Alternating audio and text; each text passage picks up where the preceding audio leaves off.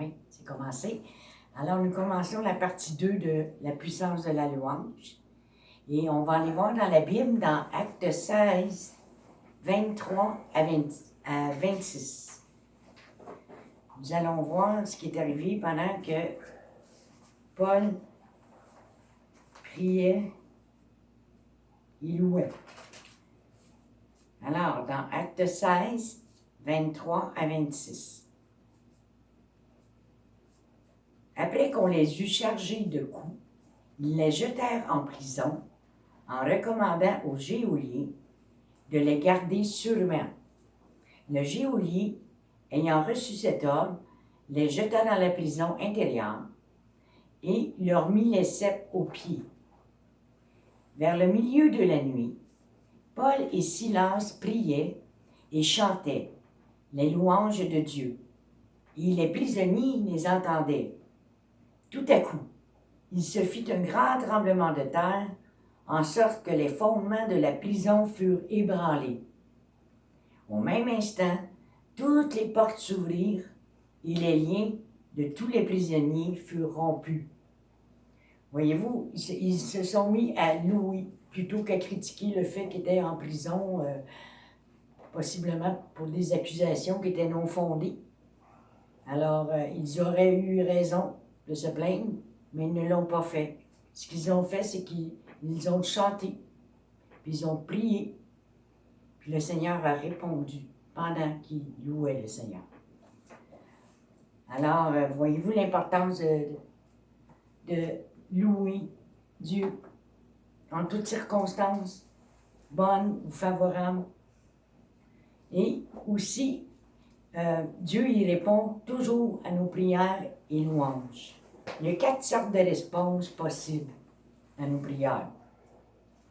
Il y a le oui, il y a le non, il y a le non en attente. Le non en attente, ça veut dire non, pas maintenant, mais plus tard, oui.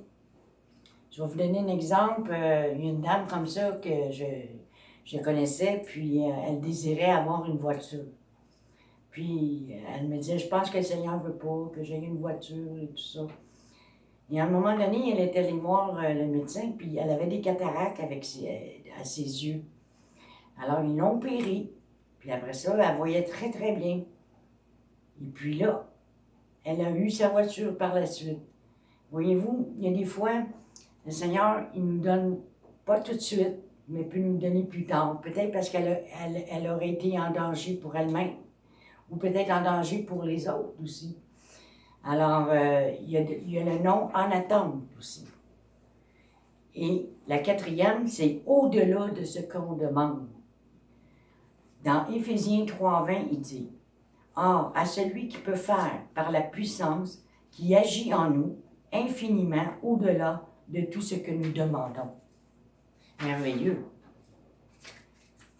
Alors, on sait que Dieu habite dans la louange. Et quand nous le louons, nous sommes en sa présence, autant que quand nous le prions. En fait, nous découvrons que Dieu amène dans nos vies les circonstances même jusqu'ici qui déclenchaient nos plaintes. Des fois, il va survenir des situations où vous allez vous plaindre et critiquer. Mais c'est là, quand vous vous en rendez compte, mettez-vous à louer plutôt que de critiquer. Mais auparavant, ces choses nous faisaient trébucher. Maintenant, elles nous font connaître la force que Dieu possède. Elles servent à faire grandir notre foi. Alors, ça vaut la peine. Ou ça vaut la joie. Le fait d'accepter avec joie et reconnaissance chaque petit incident qui survient libérera la puissance de Dieu en nous et au travers de nous. Et nous ne tarderons pas à éprouver une réelle sensation de joie également. Mais ne recherchons pas cette impression comme un signe indispensable. Notre louange et notre action de grâce doivent être fondées sur notre foi, en la parole de Dieu et non sur nos sentiments.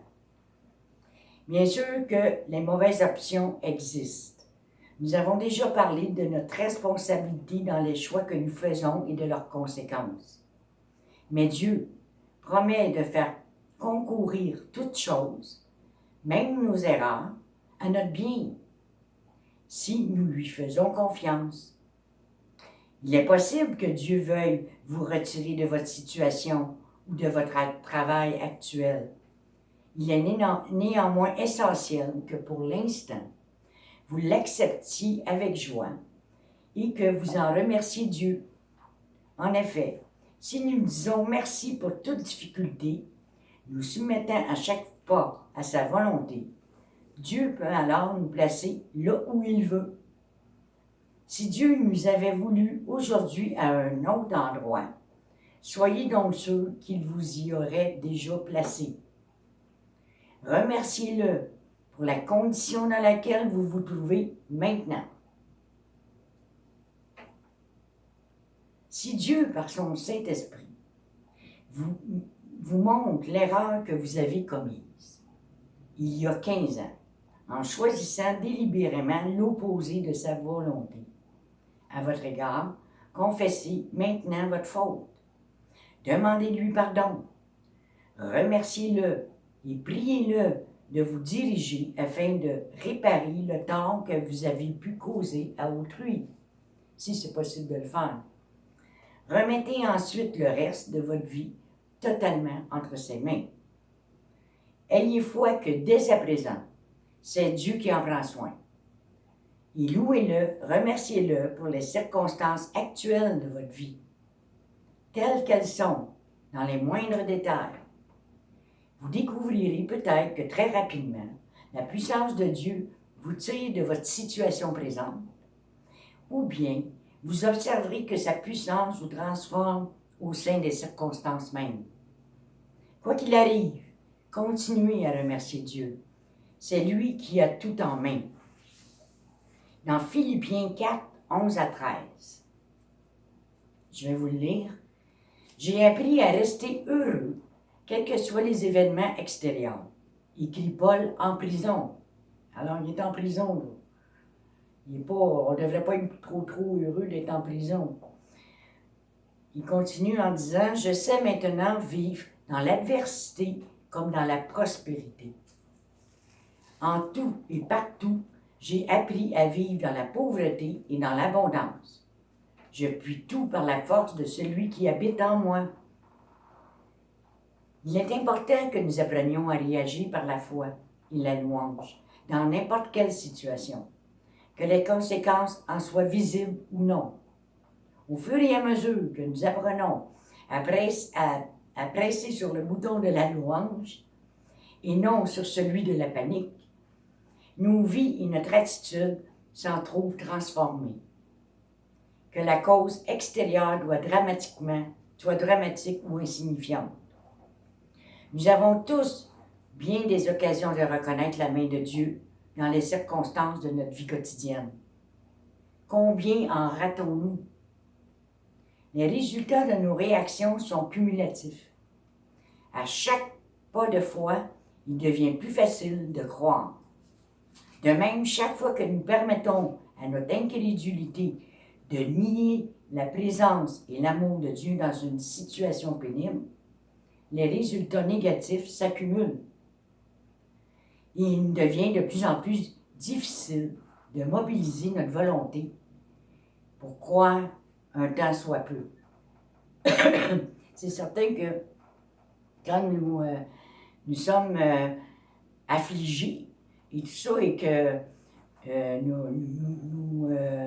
nous sommes dans le négatif, c'est sûr que le négatif, je vais aller en progressant, là, parce que là, vous allez ressasser les choses du passé, il y a plein de choses qui vont vous revenir à l'esprit, mais c'est pas ça que Dieu veut qu'on fasse. Et plus nous murmurons et protestons, plus nous nous empêtrons dans le filet de la défaite.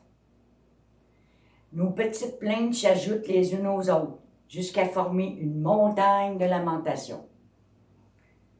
Dans Philippiens 2, 14, 16, dans tout ce que vous faites, abstenez-vous de protester et de vous plaindre. afin de ne donner à personne l'occasion de vous trouver en faute.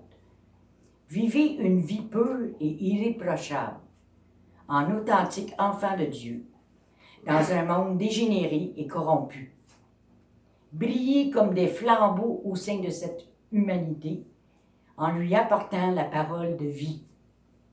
Quoi qu'il arrive, cher ami, réjouissez-vous dans le Seigneur. Je ne me lasse pas de vous le répéter, car il est bon que vous l'entendiez toujours et à nouveau, dans Philippiens 3:1. C'est par l'absence de tout murmure et par notre joie en Christ que nous pouvons briller comme des flambeaux et apporter la parole de vie dans ce monde sombre et froid. C'était vrai à Philippe et c'est encore vrai aujourd'hui.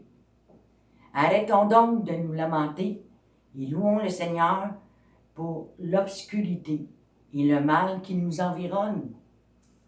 Faisons-le, nous verrons la lumière de Dieu percer les ténèbres. Alléluia.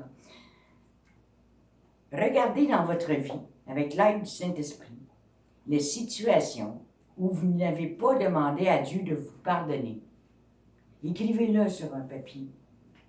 Les endroits où vous n'y avez pas encore demandé pardon. Et demandez-lui pardon. Faites-le et louez-le par la suite. C'est des petits exercices, mais qui sont bons à faire. Parce que si vous voulez, il faut se pratiquer. Hein? C'est comme quand vous allez faire des exercices dans un gymnase. Vous êtes inscrit pour vous faire des muscles. Mais vous n'avez pas le choix de le pratiquer. C'est à peu près ça, la prière et la louange, c'est par la pratique. Puis après ça, ça devient inné dans notre vie, ça devient comme naturel, tout de suite le réflexe naturel de louer plutôt que de critiquer. Rendez grâce à Dieu pour toutes choses. Demandez à Dieu de sonder votre cœur. Dans Psaume 139, 23, 24, « Sonde-moi, ô Dieu, et connais mon cœur. Éprouve-moi et connais mes pensées. Regarde si je suis sur une mauvaise voie et conduis-moi sur la voie de l'éternité. » Dieu nous ramène vers l'éternité, l'intégrité et sécurité, entièrement en accord et en vérité. Dieu est près de tous ceux qui l'invoquent avec sincérité. Le Seigneur veut qu'on l'adore en esprit et en vérité, dans Jean 4, 24. Notre véritable nature, c'est d'être chrétien et vrai, dans Hébreux 10, 22. Dieu veut que notre intérieur reflète notre extérieur, car chacun rendra compte pour lui-même, dans Romains 14, 12. Rejetant toute malice et toute ruse, la dissimulation, l'envie et toute médisance. Dans Romains 12, 1 à 2. Je vous exhorte donc, frères, par les compassions de Dieu, à offrir vos corps comme un sacrifice vivant, saint, agréable à Dieu, ce qui sera de votre part un culte raisonnable. Ne vous conformez pas au siècle présent, mais soyez transformés par le renouvellement de l'intelligence, afin que vous discerniez quelle est la volonté de Dieu, ce qui est bon, agréable et parfait. Si j'ai une bonne communion avec le Seigneur, je regarde les autres avec les yeux du Seigneur. Celui qui est en nous est plus grand que celui qui est dans ce monde. Nous avons la puissance sur l'ennemi dans le nom de Jésus. Basez notre vie sur la parole. Jésus est l'ami fidèle. Nous sommes appelés à découvrir la puissance de Dieu. L'endurcissement du cœur nous laisse voguer à la dérive et le doute amène le mécontentement. Dieu nous donne une paix qui surpasse toute intelligence. Les enfants de Dieu ne manquent de rien. La louange nous amène à pousser des cris de joie. Elle prend l'expression corporelle, physique. C'est un travail d'équipe de toute l'Assemblée. Alors, nous retrouvons dans les psaumes que vous allez lire cette semaine, le psaume 148, qui dit « Qui doit louer Dieu ?» Dans le psaume 48, c'est tout ce qui respire doit louer Dieu. Et dans le psaume 149, pourquoi louer Dieu? Pour lier l'ennemi. Parce que quand nous sommes dans la louange, l'ennemi n'a pas de place. Il est obligé de s'en aller. Il n'est pas capable de rester là. Et comment louer Dieu? Dans le psaume 150, dans son saint lieu, pour ses hauts faits et l'immensité de sa grandeur. Fait que c'est les 3 psaumes où vraiment vous avez l'explication de l'importance de la louange.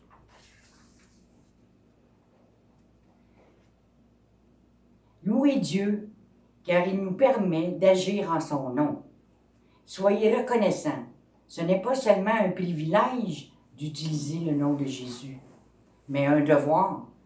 Il nous a donné l'autorité et sa puissance pour guérir et délivrer.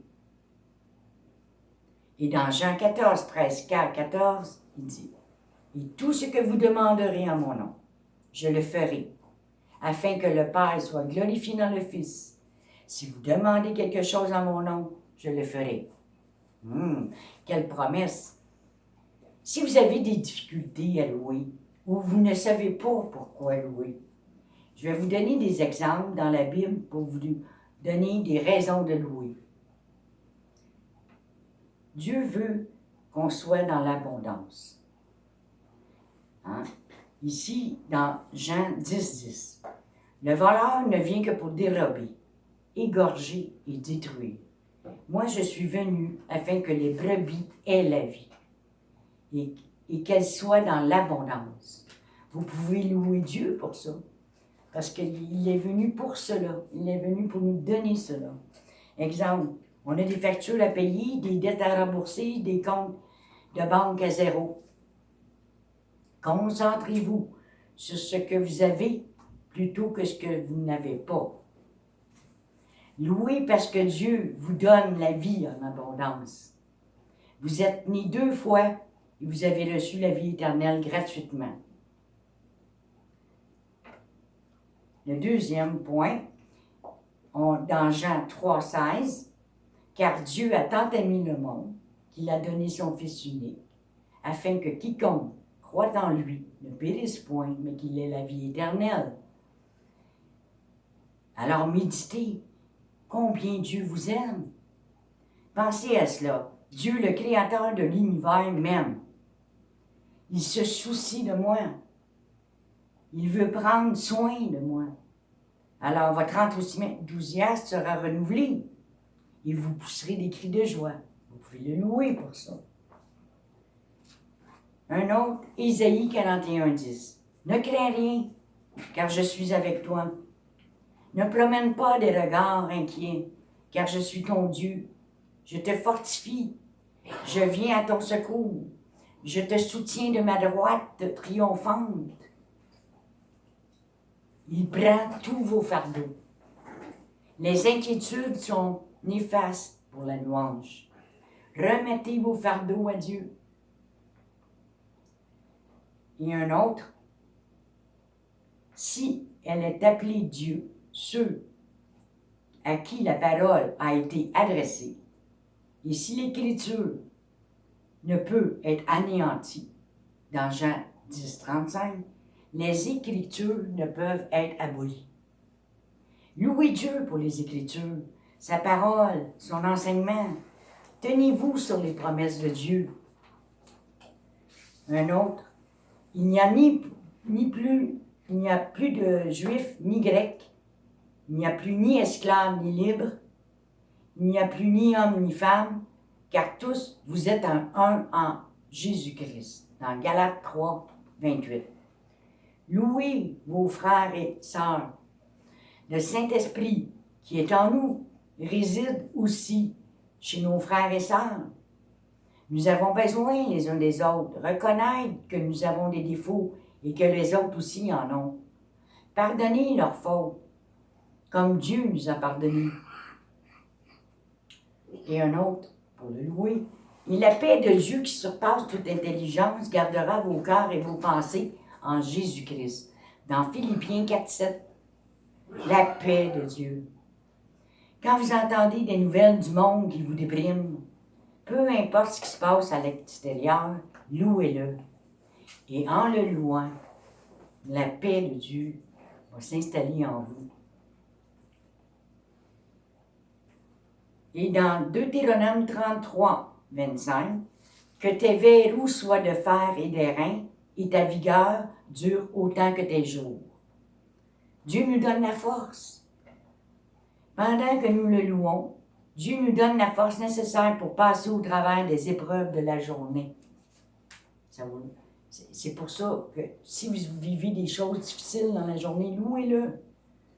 Ça va vous aider. Moi, ça m'aide en tout cas. Que tout ce qui respire loue l'Éternel. Dans Psaume 156. Louez-le pour votre respiration. Vous êtes vivant. La vie est un bien précieux. Et dans Psaume 46, 2, Dieu est pour nous un refuge et un appui, un secours qui ne manque jamais dans la détresse. Dieu est notre refuge et notre rocher. Pour les jours sombres et tristes de la vie, ceci réchauffera votre âme. Dieu aime se manifester dans les moments difficiles. Il peut changer la nuit la plus noire en une journée pleine de joie, si nous le louons. Béni soit Dieu, le Père de notre Seigneur Jésus-Christ, qui nous a bénis de toutes sortes de bénédictions spirituelles dans les lieux célestes en Christ, dans Éphésiens 1, 3. Dieu nous bénit de toutes sortes de bénédictions. Ceci est un sujet de louange. Nous avons toute bénédiction spirituelle dans les lieux célestes. Il y en a beaucoup d'autres qu'on peut louer. Mais allez chercher les promesses dans la Bible et louez-le pour ça. Il y en a 8000, fait que vous allez avoir le choix. Il y a 8000 promesses dans la Bible pour nous, ses enfants. Alors, on a de quoi se réjouir. C'est qu'on ne les réalise pas. Mais on a beaucoup de sujets pour la louange.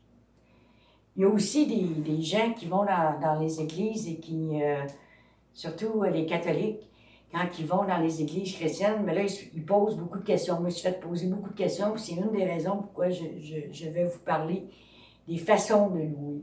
Parce qu'il y a certaines églises que c'est des cris, c'est des joies, c'est les mains dans les airs.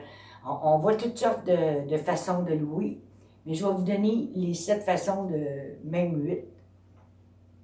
8 façons pour louer le Seigneur.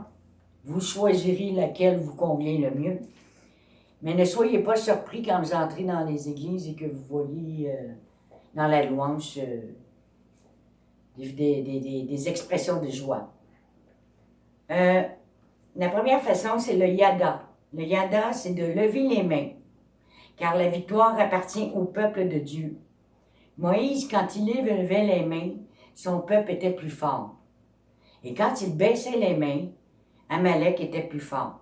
Ce qui veut dire que même qu'il était obligé de lui soutenir les bras pour qu'il ait la main dans les airs, parce que pendant qu'il avait la main dans les airs, il gagnait. Fait que c'est la victoire. Fait qu'allez vous chercher la victoire avec vos mains. Ça peut être une main, ça peut être les 2 mains, si vous êtes vraiment dans la joie. Et le rouha, qui est le souffle, ça c'est un cri à toute voix. Il y en a qui peuvent crier, ah, ils sont heureux, là, ils sont contents. Ça peut arriver. Crie à Dieu ta prière, dans Josué 6,20, si vous voulez aller vérifier. Par la musique et trompette. Et oui, parce qu'on regarde David aimait la musique, il y avait même des chantres, et il était chef de chantre, et David, les psaumes ont été construits dans la louange. Juge 7,20, pour aller voir pour la musique. Alors, nous avons les instruments, la batterie. Nous avons, mon mari, il joue de la batterie, et c'est comme ça que lui, il l'évangélise par la musique. Alors, oui, le Seigneur accepte les chants et la musique. La harpe, David jouait de la harpe. La harpe, ça calme les esprits. Dans 1 Samuel 16, 23. La danse aussi. 6 prophéties du règne de David sur Saül. Et la danse effraie l'ennemi. On ne parle pas de la danse comme quand on va dans une discothèque de disco, là. C'est pas de cette danse-là qu'on parle. Mais si on se rappelle aussi de David, à un moment donné, il avait fait le tour de la salle de bal. Vraiment, il était exalté, il était dans l'allégresse et il manifestait avec son corps la joie intérieure que Dieu lui avait mis dans son cœur. Et prier pour notre secours, être dans la victoire, prendre possession du pays et libérer le peuple. Dans 2 Chroniques 20, 6 à 25. C'est tous des exemples que je vous donne que vous pouvez aller vérifier. On élève Dieu sur son trône au milieu de la louange. Il vient auprès de son peuple. Il aime l'atmosphère et aime travailler dans la louange car c'est sa demeure. Voyez-vous, on a été créés pour ça, pour l'adorer en esprit et en vérité. Imaginez-vous, là, il y en a de la musique en haut. Là. Les anges, ils l'adorent en haut, ils chantent. Ils louent le Seigneur à journée longue. Le remercier, en toute occasion, favorable ou non, c'est au fait, malgré les circonstances, pour tout ce qu'il a fait pour nous et glorifier son nom. À lui seul la gloire, l'honneur, la louange des siècles. Fait qu'il y en a d'autres qui vont le remercier à voix haute. Merci Seigneur pour toutes les bénédictions que tu as faites dans ma vie. Hein? Ils vont le remercier par la parole. Puis il y en a d'autres qui vont taper des mains. Ils vont taper des mains. Moi je suis plus ça. Je suis les mains dans les airs puis taper des mains, là. C'est un peu ma façon à moi de louer le Seigneur. Alors, et d'avoir un cœur pur. Hein? On faut, avant d'arriver dans la louange, il faut toujours demander à Dieu de sonder notre cœur et se préparer à entrer en contact. Tout cela, ça fait de esprit à esprit. On le fait dans l'invisible. C'est spirituel. Voyez-vous? Il ne faut pas forcer les choses non plus. Tu sais, allez pas faire par vous-même. Laissez-vous guider par le Saint-Esprit. C'est le Saint-Esprit qui va vous guider. Et à un moment donné, dans la louange, vous allez avoir la joie. La joie, la paix. Et vous allez la manifester par votre corps. Choisissez 2 chants. Là où vous exprimez par vos voix et gestes, pratiquez-le à la maison. Prenez 2 chants que vous aimez, que vous connaissez. Et puis pendant la louange, laissez-vous aller par le Saint-Esprit. Et peut-être vous allez taper des mains, peut-être vous allez lever les mains vers le Seigneur pour l'adorer. Selon votre personnalité, selon qui vous êtes, allez-y avec votre cœur. Puis gênez-vous pas, vous êtes toute seule de toute façon chez vous. Et vous verrez la différence de le louer avec notre cœur. Parce que beaucoup, le Seigneur dit, me loue de leurs lèvres, mais le cœur n'y est pas. Tu sais, il y en a qui vont chanter pour chanter. Ah, j'aime ça, les chants là-bas, c'est des beaux chants, puis c'est rythmé, puis c'est pas ça la louange. Là. La louange, là, c'est de prendre notre cœur, puis de le déposer devant Christ, sur son trône de grâce, puis de le louer et le bénir. Amen. Soyez tous bénis. C'est fini pour le cours sur la puissance de la louange. Nous allons avoir le cours La puissance de la prière à partir de la semaine prochaine. Merci.